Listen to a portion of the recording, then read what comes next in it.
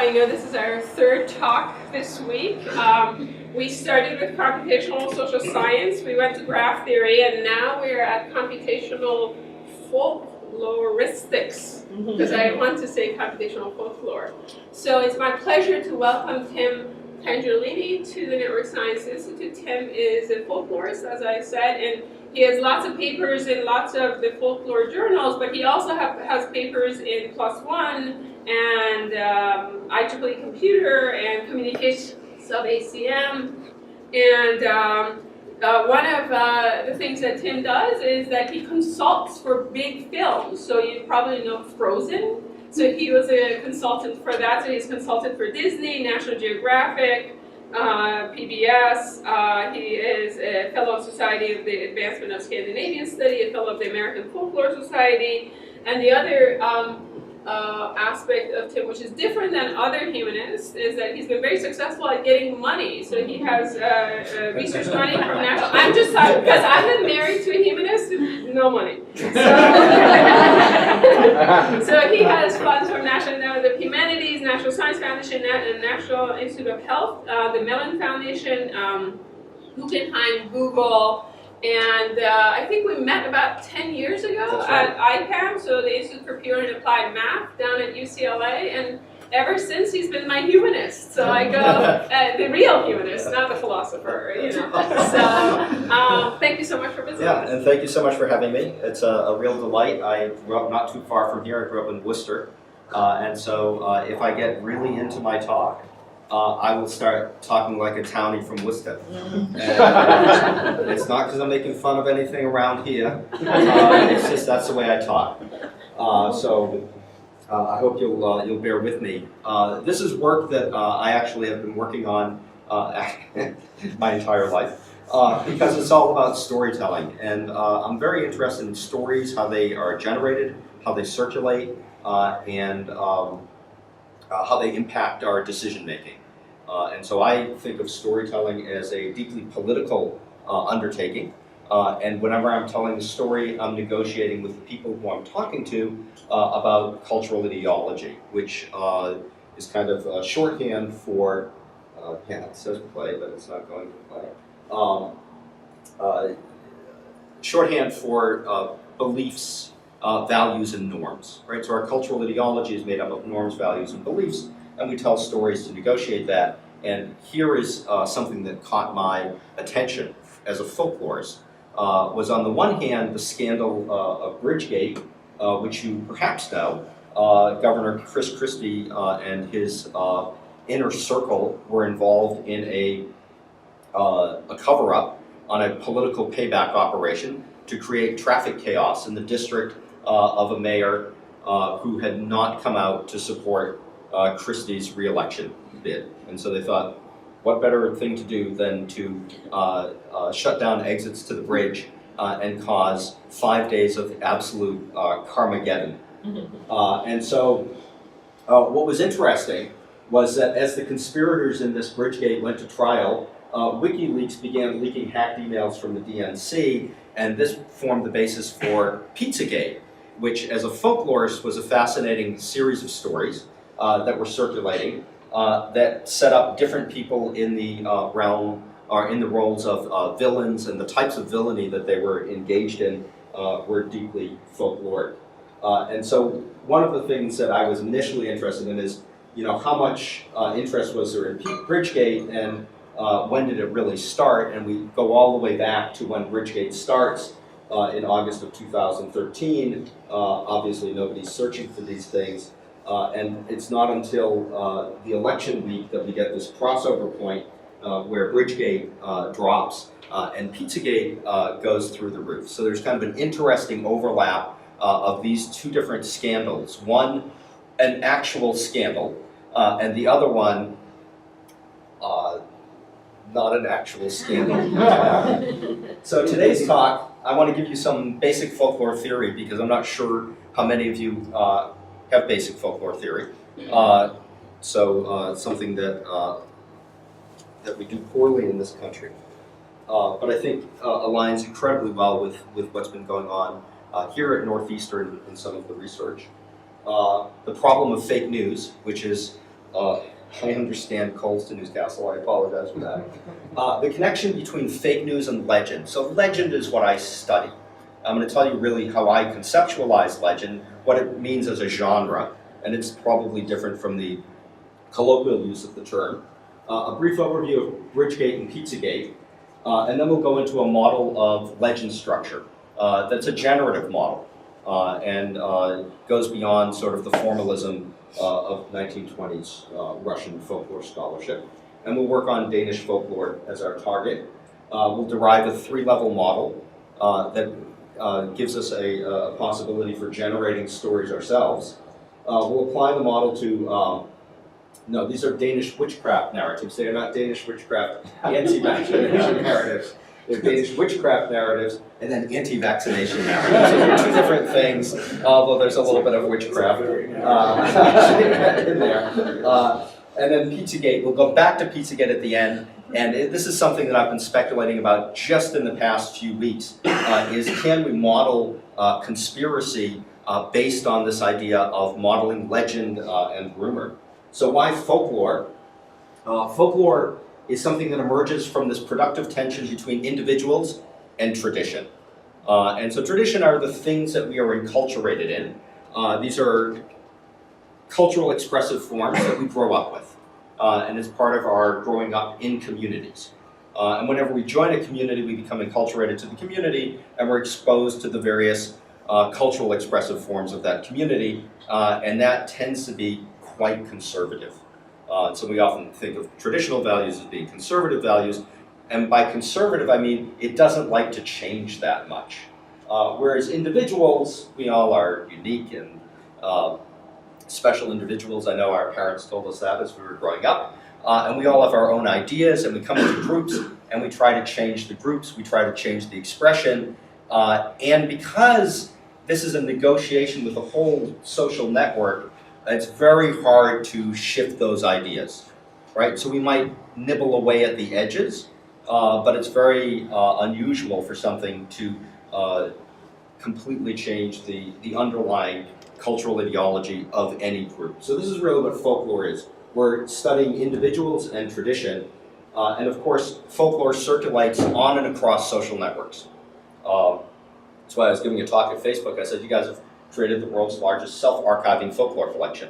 So what do you mean by that? I said, well, folklore is cultural expressive forms that circulate on and across social networks. Everybody whipped out their phone and started texting, and the room went from being very sparsely attended to moving to a larger room. Okay, well, finally folklore is perhaps going to have its day.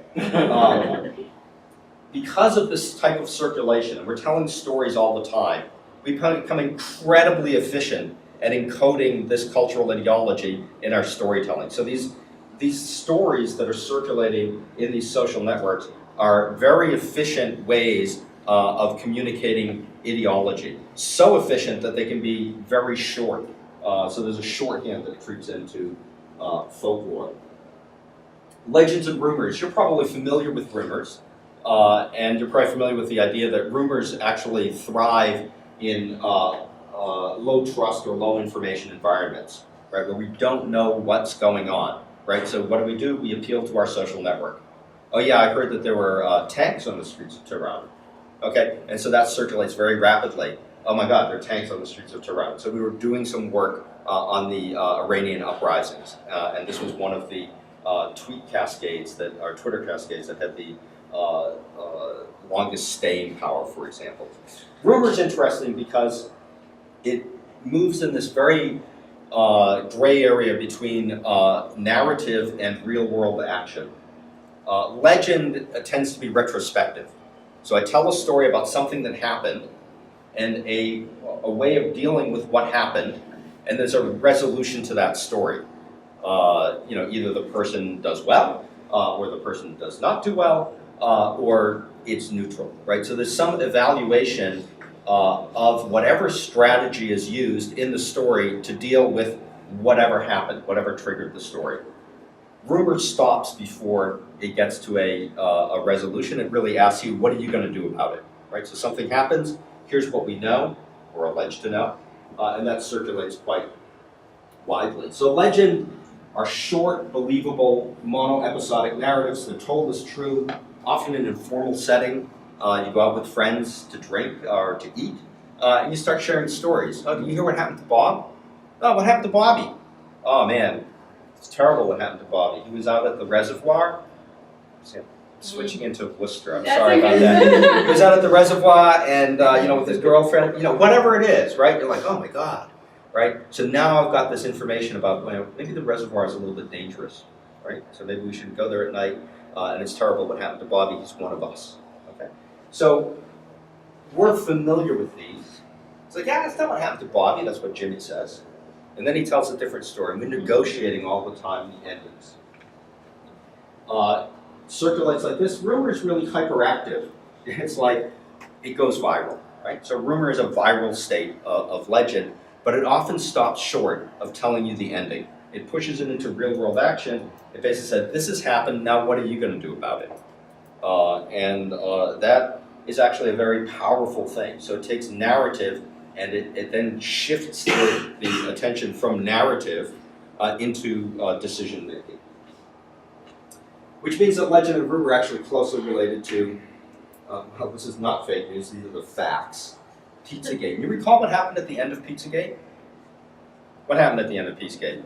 Guy with a semi-automatic rifle went to the pizza place, which had no basement, and fired at least one shot. Yeah, exactly. Right? What are you going to do about it? Right? The Democrats are trafficking children out of the basement of a pizza parlor in the northwest neighborhood of Washington, D.C. Nobody's doing anything about it. What are you going to do about it? I'm going to get my AK-47, I'm going to drive up there from North Carolina, and I'm going to investigate. I'm going to save those kids. That's like, okay. And there's all sorts of interesting things, of course. If you walk into a pizza parlor with an AK-47 and start shooting, right, what are the police going to do? Well, there's a lot of race elements wrapped up in this. He happened to be a white guy from North Carolina with pickup trucks, so he was okay. So I haven't actually looked at that yet, but it would be interesting to see the aftermath of Pizzagate. Yes, my Colts in Newcastle slide. I don't know, this guy, he just published something. It's pretty cool. It says fake news is fabricated information that mimics news media content in form, but not an organizational process or intent. I thought that was very powerful and aligned really well with one of the things that I was thinking about is what is motivating some of these stories and how are they structured? And can we capture the fact that fake news takes advantage of certain folkloric features, leveraging fears and strategies for confronting those fears that are already in circulation in the group, right? So these are things that we already are familiar with and for the communities that it targets. So I think that's where the folklorists can come in and say, oh, we can take this apart, we can see how these things are working. So we thought Pizzagate provided an interesting opportunity for exploring the folkloric dimensions of fake news. It's a large number of stories, they're all around the same event, and it allows us to interrogate how the structures of legend, rumor, and conspiracy story complexes, because conspiracies often are a series of stories tied together in a complex at internet scale. And we also have the Bridgegate, which is an actual conspiracy from the same time period to test against. So the New York Times, in their reporting, and I know the New York Times, fake news, really terrible, just the worst, came up with a graphic that showed all of the different relationships that were encoded in all of the different stories that they could find about the Pizzagate. And so you've got these main players, all of these actants, and their relationships. This is actually fairly well known, this idea of actant relationship models for narrative. And so it's one of the things that I've been working on for quite a while. It was kind of neat to open up the newspaper and see, oh look, there's an actant relationship model right there. The question is, can we derive this computationally from a collection of posts on social media, as opposed to using organic AI, that is to say people sitting there reading the newspaper, very good AI, some of the best. But can we do it computationally, right? We'll come back to that and see if we can do that computationally. So, many of you probably know from your from your study of personal experience narrative, the work of Waboff and Valetsky, who came up with a model for personal experience narrative. The stories that we tell to friends that often dominate our conversations. They never talked to my mom because they would realize that their structural model didn't work for my mom. Because there's just one damn thing after another, and really no point. But for most people, you would get these 6 fundamental features. A story summary, then who, where, when, something happens, an evaluation, some sort of commentary on the story, it could happen anywhere in the story, and then the result, and then what finally happened. So those were their 6 main structural features. And that became kind of a shorthand for how to take apart a story. What I found a little bit problematic was the complicating action was not theorized. There was really, it's like, yeah, something happens. And I thought, well, actually, it's a little bit more than that, because really what happens is there's a threat or disruption, right? So you're minding your normal everyday business, and then there's something that you're going to tell the story about. Right? There's a reason that you're telling the story. Again, put my mom aside here. And it's usually a threat or disruption. So the orientation tells us who the story is about. It creates a sense of community. It's about us. I can do this very quickly. You hear what happened to Bobby? Right? So now we already have made that orientation. It's about Bobby, who's one of us, and it must have happened in recent time, and probably happened around here because he lives in Grafton, which is the next town over.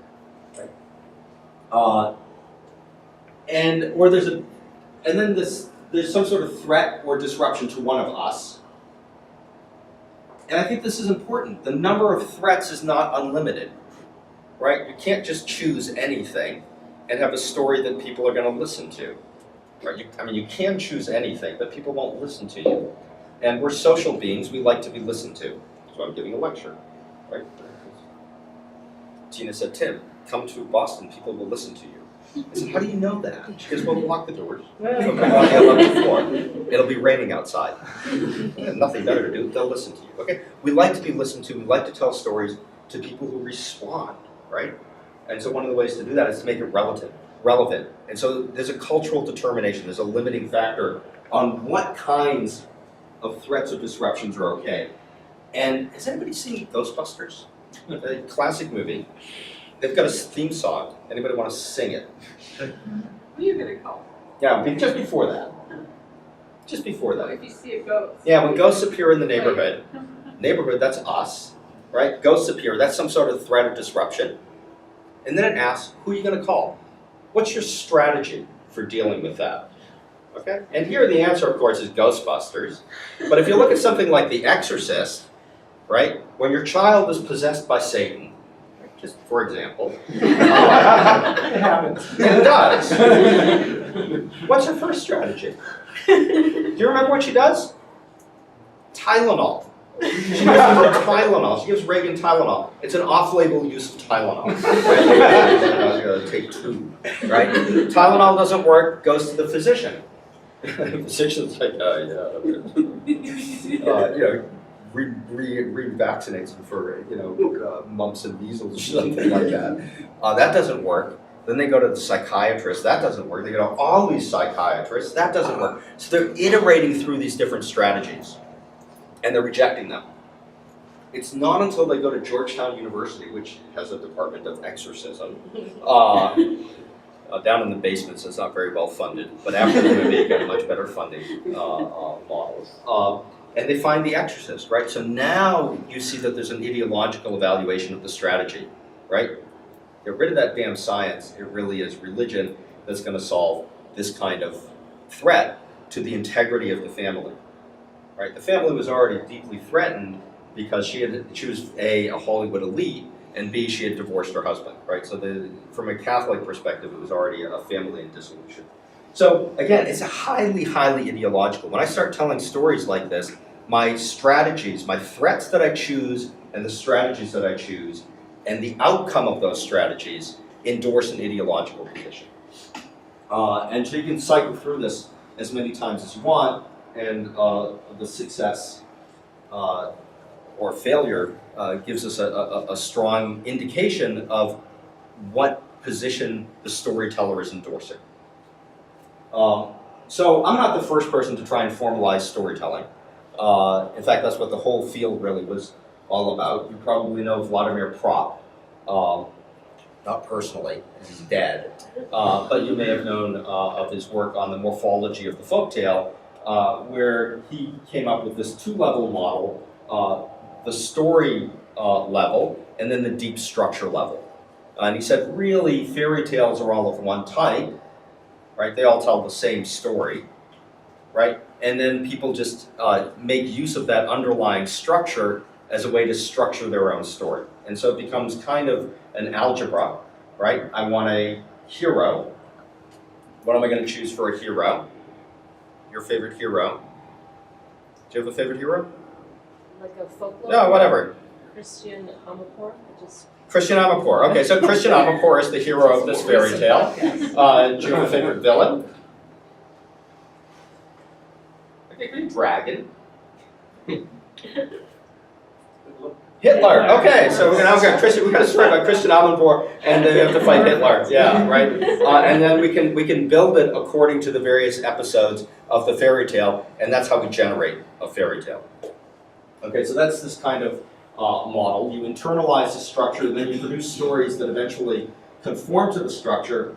The problem is, it's really easy to apply, but it's not useful at the level of real-world data because while you can apply the model, you have to throw out all sorts of things to make the model, to make your observations fit the model, right? So yes, you can find it, and it requires a little bit of gyrations and acrobatics, but you've thrown out so much of the stuff that perhaps you should model as well, right? And so it's kind of the classic George Box situation. I think some of the problems are there's only a connection between the deep structural level and the surface level of observed phenomena. Now, when we go out and we do field work, or if we're working on the internet, a lot of our observed phenomena are what I would call very noisy, to be generous, and highly abbreviated. When we tell stories, we often do it in an abbreviated fashion. You hear what happened to Bobby? Yeah. End of storytelling, right? It's like, okay, what are we going to do with that, right? But it's referring to something. And maybe if in the aggregate, if I start to aggregate these things, maybe I can start to find something that would be worth looking at. So in the real world, you don't tell complete stories. You tell story parts that assume a level of some sort of domain knowledge that everybody shares, at least in the group of people who we're telling stories with. And if you don't share it yet, the more of these stories you hear, the more of this domain knowledge you'll be able to build up. And so I think this two-level model is highly reductive. It misses the importance of domain-level specificity of a story, and therefore it draws a false equivalency between domains. Right? The domain of political knowledge is not the same domain as parenting. Right? They're different domains. And yes, you can generate stories that have similar structural features to them, but what they're communicating is different things. Right? It might be different threats, it might be different strategies. And so I want to develop a third mesoscale or intermediate level that binds the macroscale genre level to the microscale performance level, which is what I observe. Right? This is what I can observe either by talking to people or by not talking to people and doing my research on the internet. Again, this is not actually new stuff. George Boole already in 1854 says, in every discourse, whether of the mind conversing with its own thoughts. I love the 19th century. You can get away with writing things like that. Or of the individual in his intercourse with others. There is an assumed or expressed limit within which the subjects of an operation are confined. That means this limits on the domain, right? You can't just introduce talking toads into well, we have actually into politics, but but you can't have that in parenting, right? For example, some work that was done by my advisor, Alan Dundes, on this idea of allomotifs. He was very inspired by linguistics, and motif themes. So the motif theme would be kind of a slot that fills a function in a story, and the allomotifs would be the culturally determined or domain-limited things that are allowed to fit those slots, right? So for hero, we would have certain domains where your choice of hero would make sense. In children's fairy tales, I'm going to say, your choice of hero really wouldn't make sense. You could try it with a group of children. You could try, but I don't know. Once upon a time, there was a cinnamon. But so there are these constraints. What's the other term? What? Could you explain the other term, the underlying? Previously, the Explain this allo. allomotive and there was another one.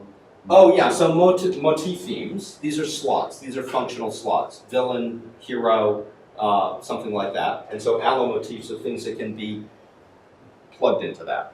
Okay? So it was just a sort of using by analogy linguistics, right? So phonemes and allophones.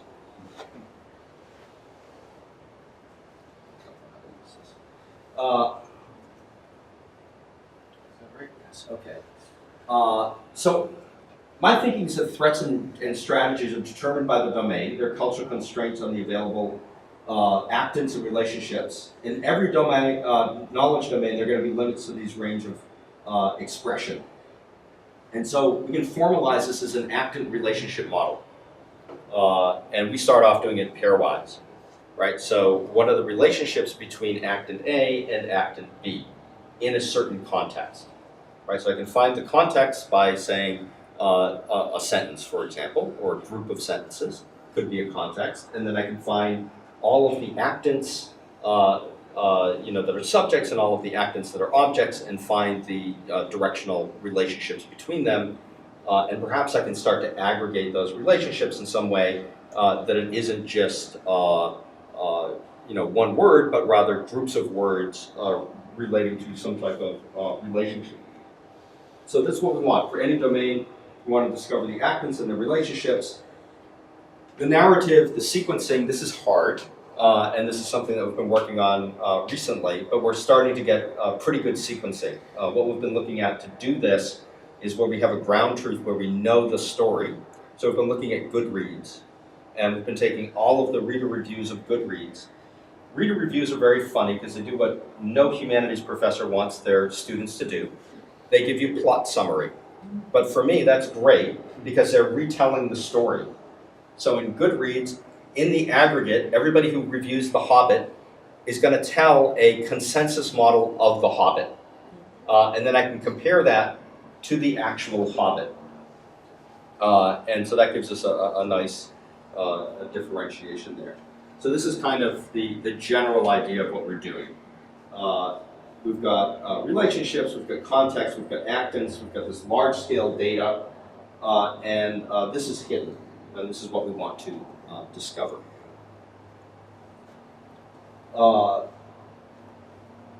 So here's the goal. We want to understand storytelling at very large scale. Why? Because that's going to tell us a lot about communities, what they think is important, what they think are good strategies, what they think are good outcomes. It's going to give us a cultural ideology. It's also going to tell us what kinds of stories they're likely to want to circulate. Give me two things. But in these domains, I know that many stories are partial. It's not really part of the community. And I know that they're noisy. They're abbreviations, they're dialects, they're digressions, they're slang. They're just dreadful. Has anybody read long discussion posts in like parenting forums, for example? Yeah, if you randomly sample it, you're like, what the heck is this? Right? And so we want to aggregate this.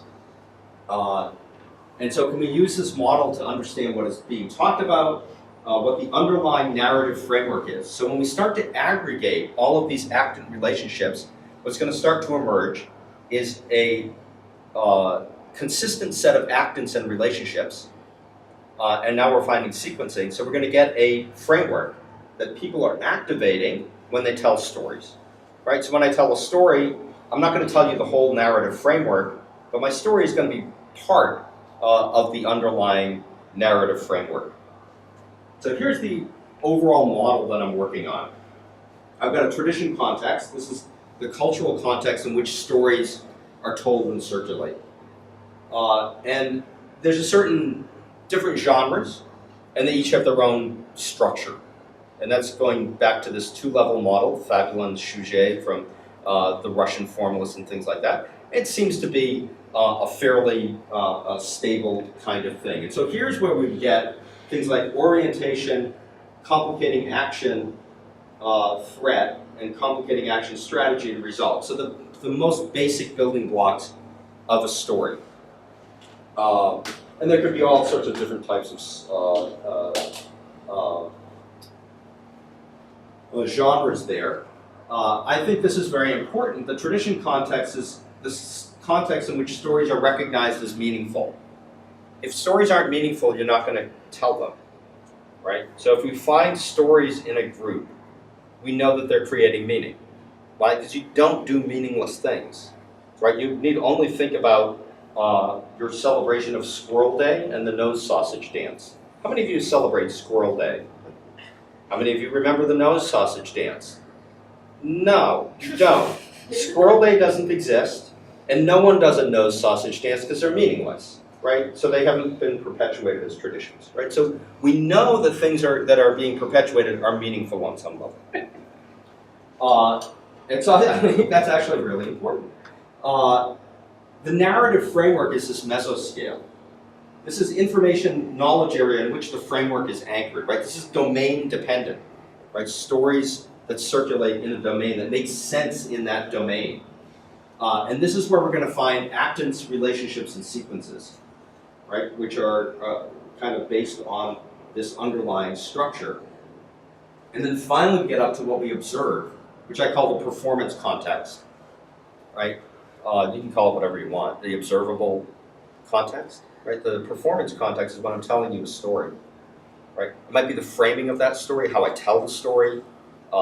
It might be kinesthetic dimensions of storytelling. But it might also be just sort of the thread in which that story is embedded. And really what happens is these stories have a lot of evaluative comments. Like, I think this is bullshit, but, you know, here's what Bobby said happened. Okay, so now that's a framing device, right? So it's an evaluation as well. Right, so the abstract, hey, did I tell you what happened to Bobby? I think this is total BS, right? But here's what he said happened, right? So now I've given you an evaluation of it and a framing, right? So now I can actually see how you as a teller are oriented towards whatever it is that you're telling. But it's going to sample part of this narrative framework, which is based on this recognized structure. And so let's take a quick dive back in history to Danish witchcraft, because that's part of my title. And so you can't do the talk without talking about witches. So I wanted to look at, thousands of Danish legends. One of the things that frustrated me when I started working in folklore was that people would cherry pick their examples like you wouldn't believe. It's sort of like, oh, I think witches are like this, and here's one story that proves my point. And there are 37,000 of those stories that might be completely, the opposite of what this person is saying. So is there a way that I can get a general sense of all of these stories? So we use some topic modeling to determine the overall tradition space and all of the different kind of knowledge domains that people tell legends about. So we have about 37,000 stories. And then we can topic model it in different ways because existing classifiers tend to be one story, one classification, and that's not very helpful, right? Because you've got a story about a manor lord and a ghost and a witch, and they're all in the same story. How are you going to classify it, right? So we wanted to get different ways of looking at it. And this allowed us to identify potential actants and relationships, and then we used some various natural language processing approaches to aggregate nouns and verbs into actant and relationship categories. So we try to collapse it. I must admit, this is what we call a supervised process. That's like one of the things that we're working on. It's kind of hard because it's we don't have huge amounts of data. We only have, we've got 37,000. It sounds like from a humanities perspective, it's like, oh my God, you've got 37,000.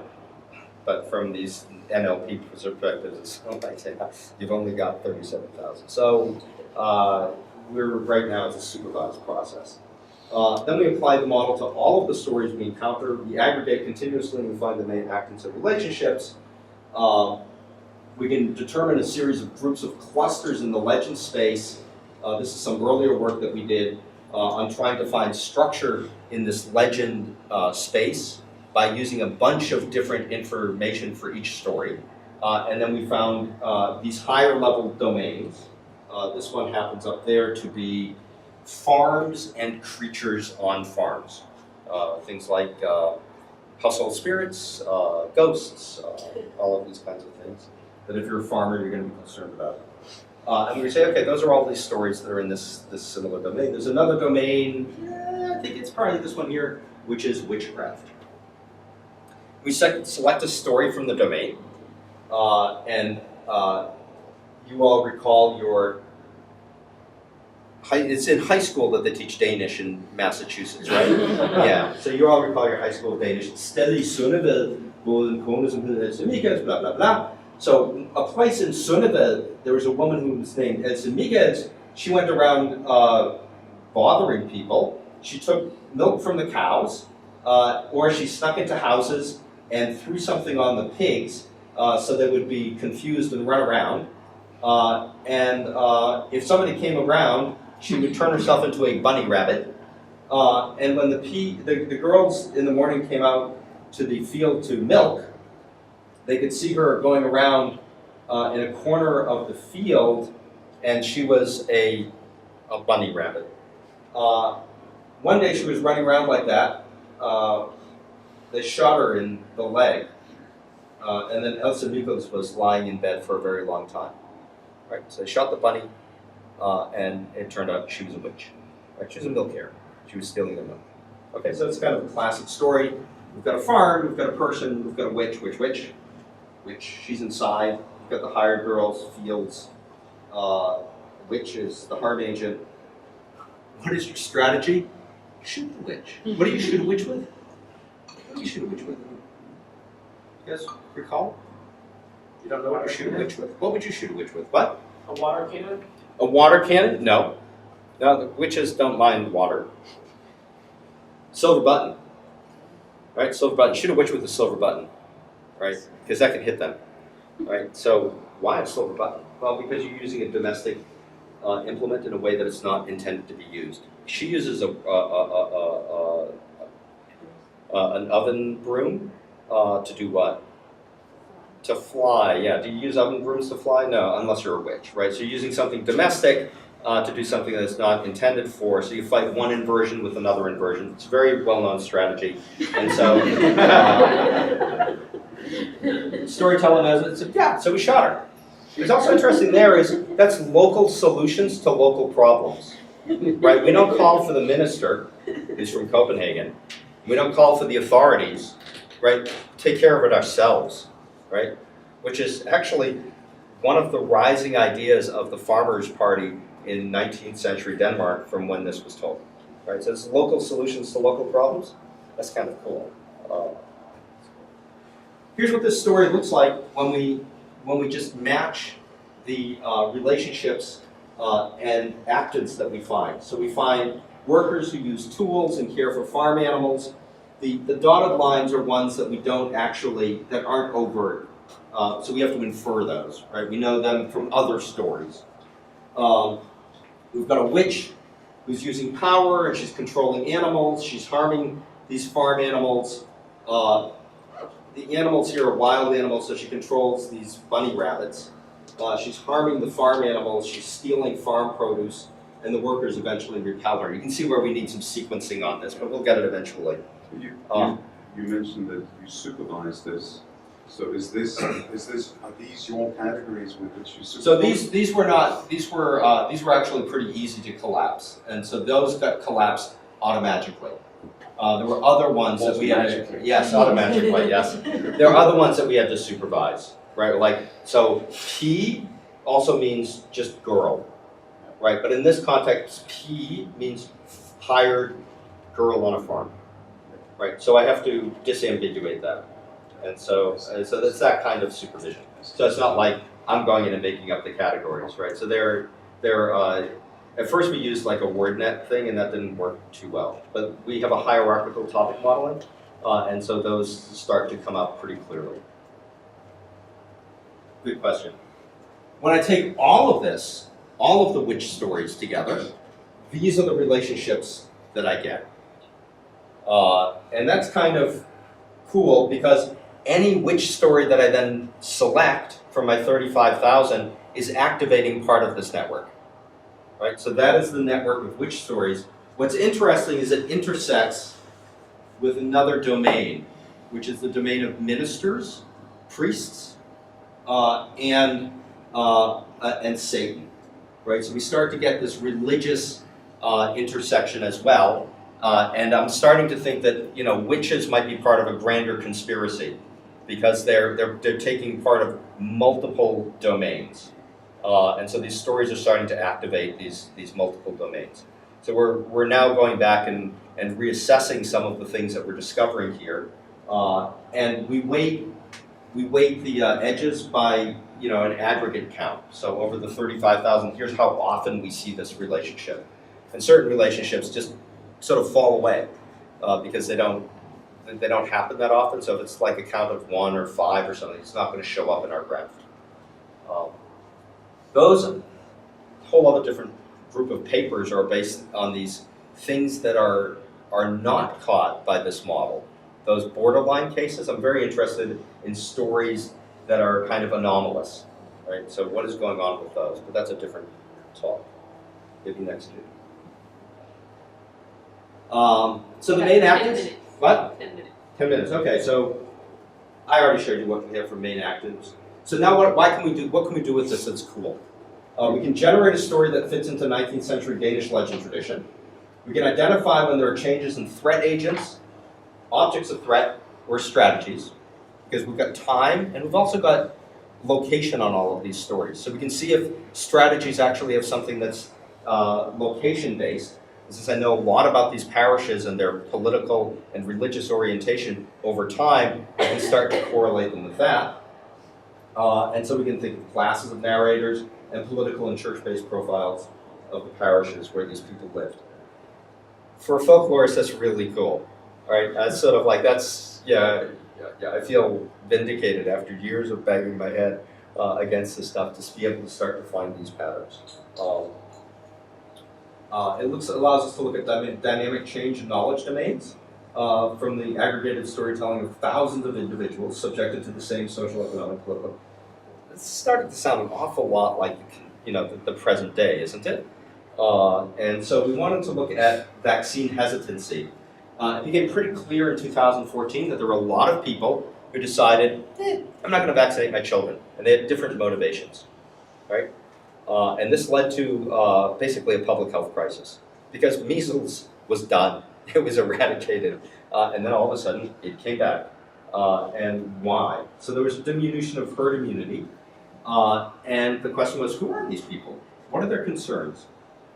Were they talking to each other? What were they saying? We knew that the CDC one-size-fits-all messaging had failed. Why? Because people weren't vaccinating. So what was going on? So we took a whole bunch of parenting blogs, millions of posts by tens of thousands of parents over 9 years. So well before the resurgence in measles. We crawled it.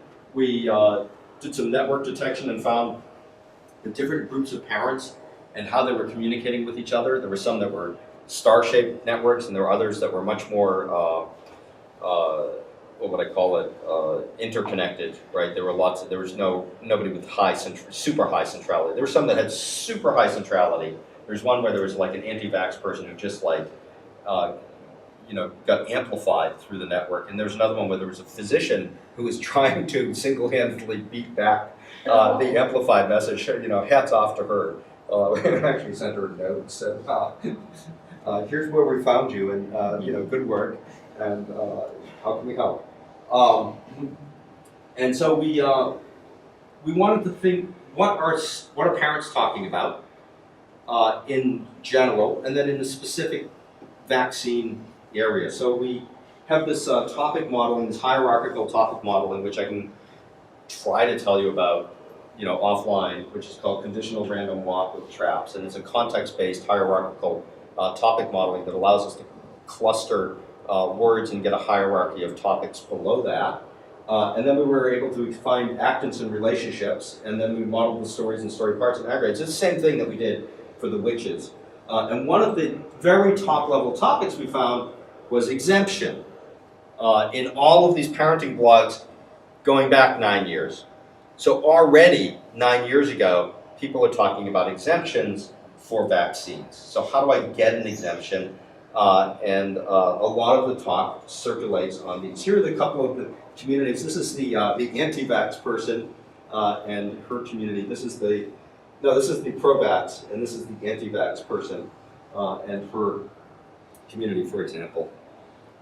So here's the actants, classes, and the identities that we were able to extract from, I think it was 2.6 million posts over 9 years on 2 different parenting blogs.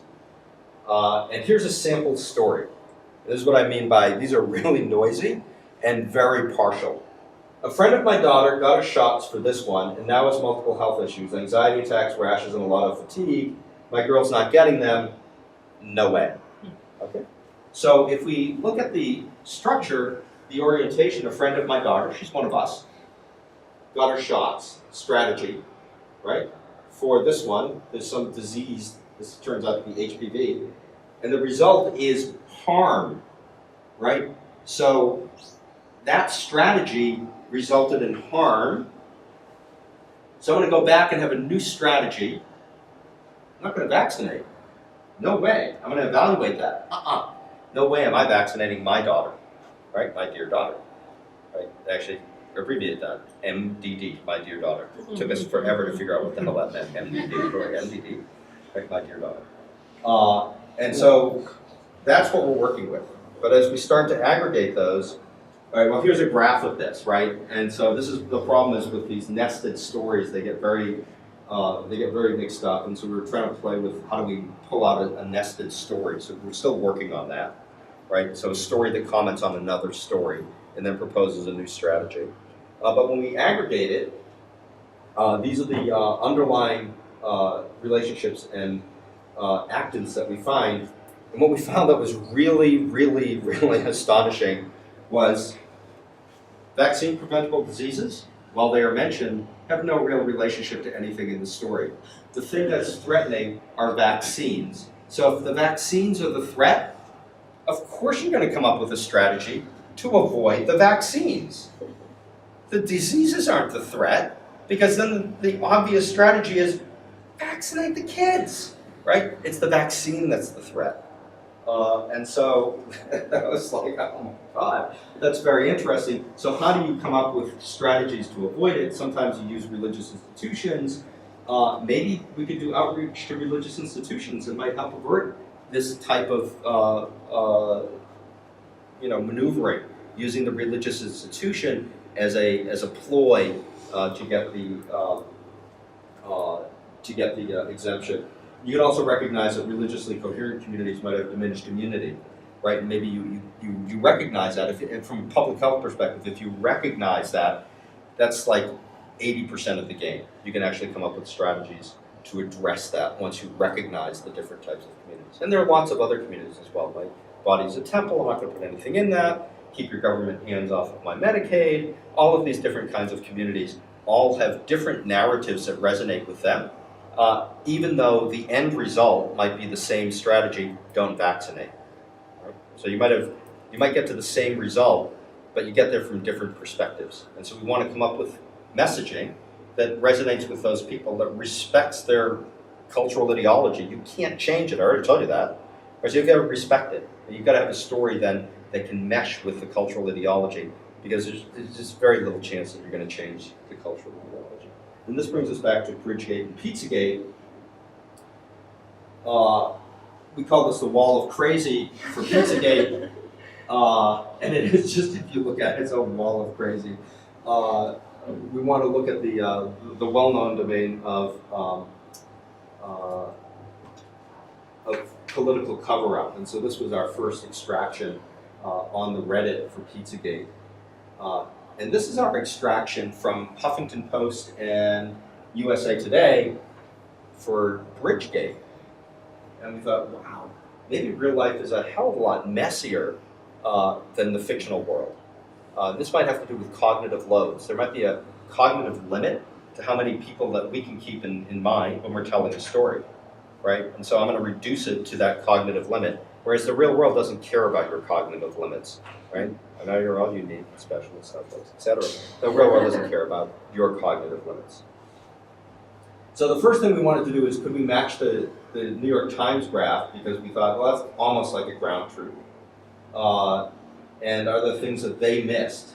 So there's, to just remember, there's their graph, and we set our methods off, and we basically looked at some of these posts, we did our thing there, and yeah, we got all of those relationships and all of those entities. The things we didn't get were the handkerchief, the weird art, and Satanism. But we thought, that's pretty good. But we did get things that they didn't get. We saw a connection between Obama and WikiLeaks. And we also had multiple relationships between entities that New York Times didn't have. We have it's kind of a fuller graph than they have. And so it also showed us that we can automatically discover actants and their relationships in the domain.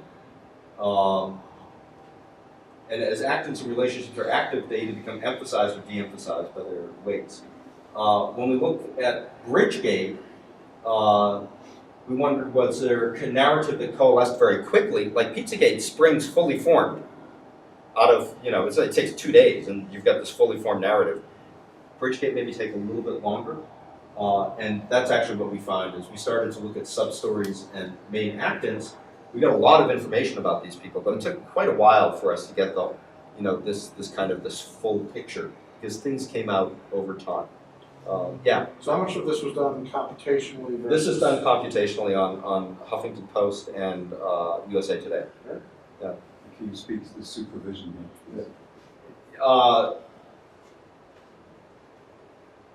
The main actants, unsupervised, and then we used linked open data to query who the hell these people were, and then we looked at that, what they were coming up as in our thing, to prune it, right? So if Kelly, and it turned out that we were suspecting that he was Christie's deputy chief of staff, we could confirm that using linked open data, right? And so that gave us a confidence in our labels for these people.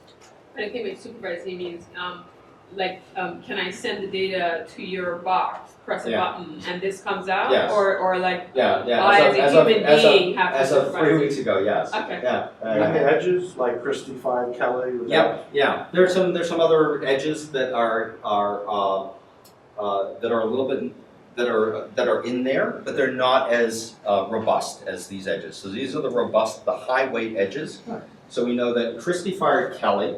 We know Christie fired Stepien. Sampson, this is a recusal, so it's a self edge, right? He does something to himself. Sokolich, we got too punished, but we weren't sure what the hell he was punishing, right? So this is lane closure is in some ways inferred, right? We know that that's what happened, but we don't know that he did not endorse Christie, and Christie then punished, or somebody punished Sokolich with the lane closure, but it's not clear who. Right? Yeah. So there's a little bit of confusion through this lane closure box. But we even find locations. Wildstein pleaded guilty to the lane closure in the federal court in Newark, so we can get that as well. So that's actually that's pretty cool that we can get that from this fairly. It's not a very noisy data set because it's news reports, right? So that's where the kind of the huge affordance is by using something that's very clean, right? And then we're using USA Today and Huffington Post. But that's all gotten again not magically. I mean, it really is done through this what do we call it? The topic modeling, this hierarchical topic modeling, giving us our candidate actants. Then we would find the actants, right? And the actants are actually, they're usually named entities, right? And then we can find relationships between them, and then the highly ranked relationships are the ones that we keep. So actants are all from one domain. We're all from New Jersey politics. They're all known people, right? It's just like you're going about, that's the kind of the good thing. They're all known people, right? They all exist. And the relationships are all contained within the domain.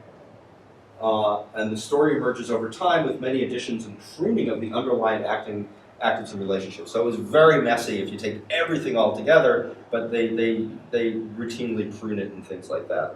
And then the sequencing emerges slowly over time. That's quite different from what I'm thinking might be happening with our fictitious stories.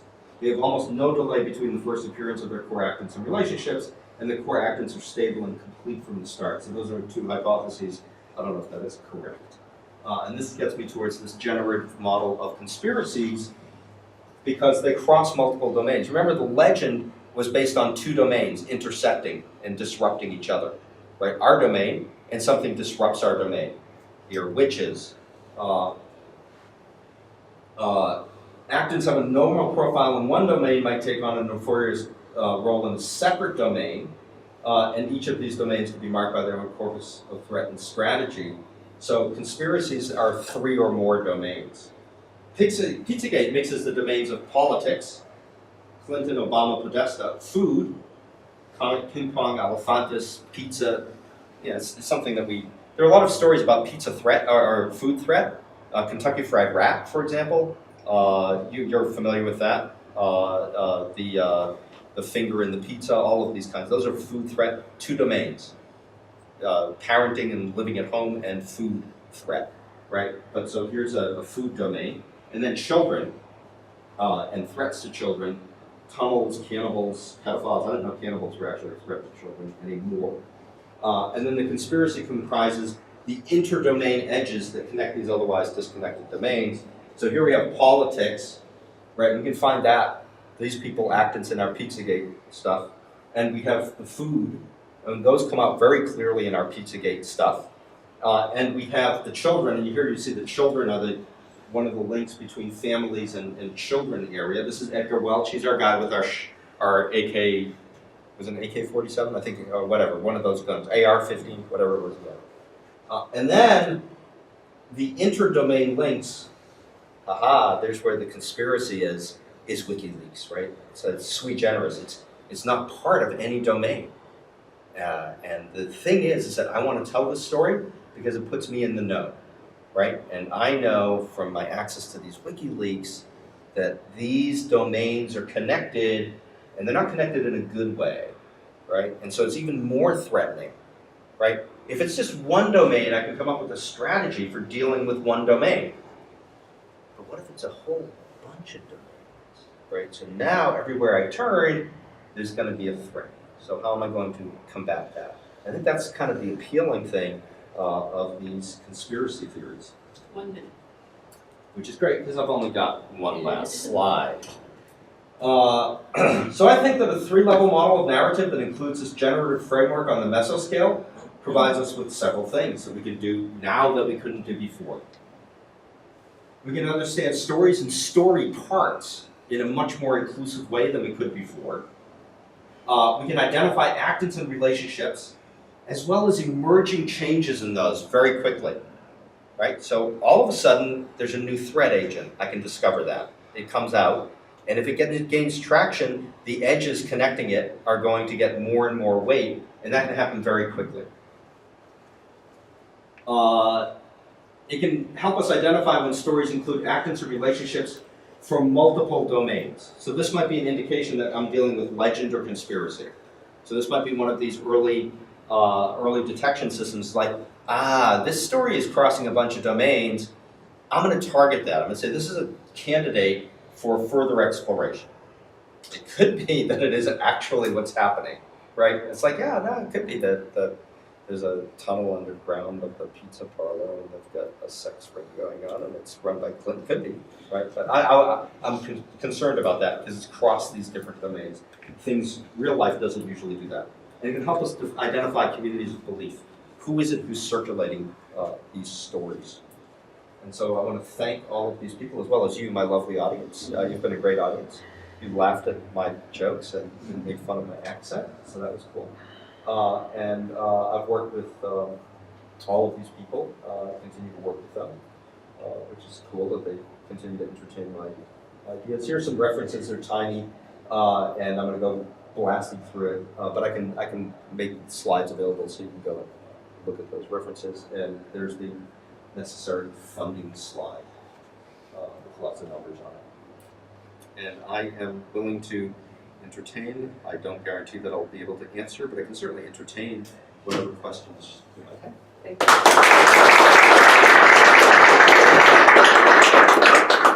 Questions?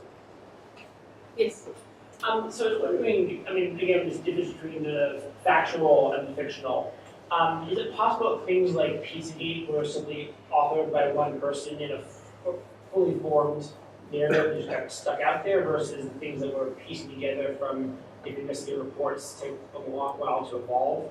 I mean, could that be the driver for why Pizzagate seems to emerge, full grown? Yeah, I think it probably. I don't know. It's a possibility that somebody just sat down and said, "Here's what's going on." But certainly, if we look at the Reddit threads around Pizzagate, people are adding things to it, and then people are pruning things from it over the course of about a week, right? So things are being thrown in there, and then things are being accepted, and other things are being sort of moved out over that. So it becomes a collective circulation. So it might be the initial seed was a story of threat, right? These people are connected to this comet ping pong, which is actually a front for pedophilia, right? That's like a classic legend structure, right? Your children are a threat at the place where you feel most comfortable bringing them, the comet ping pong, right? And now I can add in the political dimension. Oh, it's actually being run by Democratic operatives. So that's kind of could be the core story. And it could be one person generating that. One person telling a story has almost no impact unless there are other people who are willing to hear that story and retell that story. There was a question. Yeah. Yeah, so remind me of the mesoscale was local knowledge, for example, the context of some of the speakers. Yeah. And I didn't see you highlight that. You can do that with color, for example, in some of the maps that you've done. Oh yeah, so yeah, good point. So what I did here was, it's probably easiest to see with, let's go back to our witches here. The easiest one to see there is that's the individual story, and it's activating part of the narrative framework for that domain, right? So you can find all of those actants and edges. There used to be an animation here that would bring that up behind this slide here. I don't know what happened to my animation, right? So that you see that this story is activating that mesoscale domain, which is the narrative framework on which all of these things that I observe rest. And when you're saying that introducing the mesoscale is helpful for us, yeah, does that mean that this is the kind of thing you would supervise? Would I supervise the story, or no? What we're supervising is, let's say we've got like workers, right? We have this word "p," which is ambiguous in Danish, right? And so it came up in a bunch of different contexts. And so some it meant worker. So how is it helpful then? Oh, so how is this helpful? Yeah. Because it gives me a limit on the types of, so the underlying framework is derived from looking at all of the stories in the aggregate, right? So it allows me to see what are the actants and what are the relationships in that domain, in that mesoscale, right? So I don't have, for example, in Danish folklore, I don't have elves in this particular domain, right? So there's a limit. A new story can be generated based on any of those actants and relationships. And if all of a sudden I start to see new actants in this domain, right? Maybe it signals some shift in the underlying narrative framework that is generating the observed phenomena. The machine learning should be able to find those structures for you, right?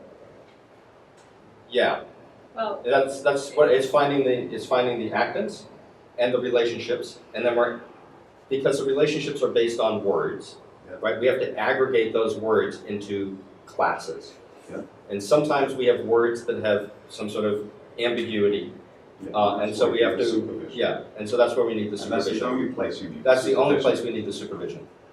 so since we're running late, if you have questions, there's going to be coffee and cookies on the 10th floor kitchen area. So come on down to the 10th floor, and then we have one other announcement. Just a quick announcement that, for those of you who may not know, that there will be another talk on the theme of fake news tomorrow, because we need our daily talks. They'll be over at Harvard at the Shorenstein Center at 1:30. It'll be Deb Roy from the Media Lab talking about the health of the public sphere. Should be interesting. It's, I think, Lit Tower 1:30, I believe. It's at 1:30, and hopefully check the announcement to make sure I'm not scrambling to remember at the time. Definitely 1:30 at the Kennedy School. Also, the new lab will pay for Ubering over there, or lifting over, if you want to be a better person. But we just ask that you pool together, if there are multiple people who want to go, that you share an Uber, so, and then just send us a receipt. So. So let's thank Tim again.